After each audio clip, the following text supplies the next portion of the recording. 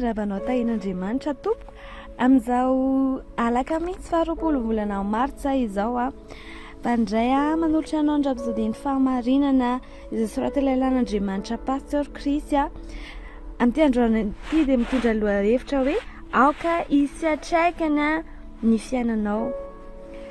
Ao Mateo toko 10:4 dia milaza hoe ianareo ny fahazavan'izao toa izao tsy azo fena izay tanàna miorina eo an-tampon-tendrombohitra. Halleluja. Hoy izy lehilahin'Andriamanitra hoe tamin'ny ohatra maro no nanambarany Jesosy tompon'ny tenany ho fahazavan'izao toa izao.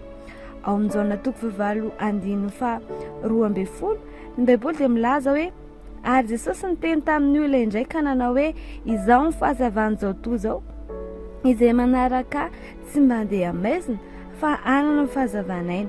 Hoy izy ao amin'ny Jaona toko 7:15 raha amin'izao toa izao aho dia fahazavan'izao toa izao. Ary koa ao amin'ny Jaona toko 12:9-7 dia hoy izy hoe izaho tonga eo amin'izao toa izao ho fahazavana mba tsy hitoetra ao amin'ny maizina izay rehetra mino fanambarana tena lalan'ireo tsy mbola nisy olona niteny tao amin'ny Jesosy toan' Jesosy mihitsy kanefa amin'izao andro izao dia afaka miresaka toa azy isika satria ny Baiboly dia milaza hoe fa tahaka azy dia tahaka izany koa isika amin'izao toa izao. Jaona voalohany toko 4:7 nahitantsika an'izay tenin'Andriamanitra izay nanao antsika ho fahazavan'izao toa izao izy mamirapiratra sy manjelanjelatra amen. Noho izany hazavao ny tontolonao. Mety mivezivezy manodidina toy ny liona mihero ny Satana saingy tsy afaka manao na inona izy satria aiziny izy fa ianao kosa mazava. Halleluja. Ny mazava no manakisaka ny aiziny. Halleluja. Enao izany fahazavana izany. Izany dia manampy antsika ankasitraka kokoa ny fampianarana mahery nomeny Tompo. Ao Mateo toko 10:9 izy aoka azava eo mason'ny olona toy izany koa ny fahazavanareo mba ahitany ny asa soa ataonareo ka ankalazainy ny rainareo izay any an-danitra.